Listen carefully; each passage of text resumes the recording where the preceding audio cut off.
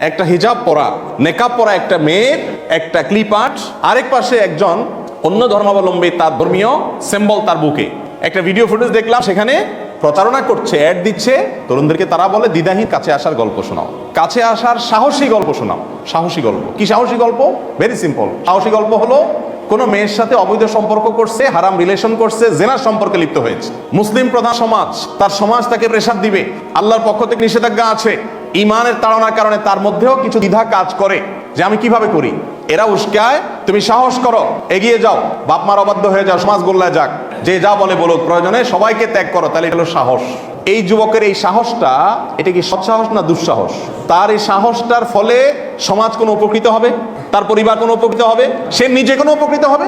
কোথায় নিচ্ছে আমাদের তারুণ্যকে? এবং এটার পরে 14ই ফেব্রুয়ারিতে নাটক তৈরি হয়ে এই দেশে টেলিভিশনে প্রচারিত হবে এবং আমরা দেখে মজা নিবে আমাদের মানুষ। যেন সময় থাকতে আমাদের সচেতন হতে হবে, কি হবে না ইনশাআল্লাহ।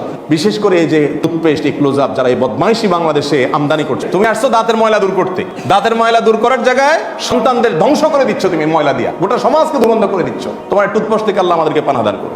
আর কিছু না পারেন আপনি, এদের পণ্যগুলো কেনা বা বন্ধ করেন। আমার দেশীয় পণ্য 1 টাকা বেশি কিনবো, মান কম থাকবে। যেই পণ্য কোনো খারাপ কিছুর প্রচার করে না, প্রসার করে না, সেই পণ্যটা কিনবো। আমার পকেট থেকে 2 টাকা বেশি যায়, যাক, আল্লাহ তাআলা এই কারণে আমার 2 টাকার সওয়াব দিবেন ইনশাআল্লাহ। চেষ্টা করা যাবে না ইনশাআল্লাহ?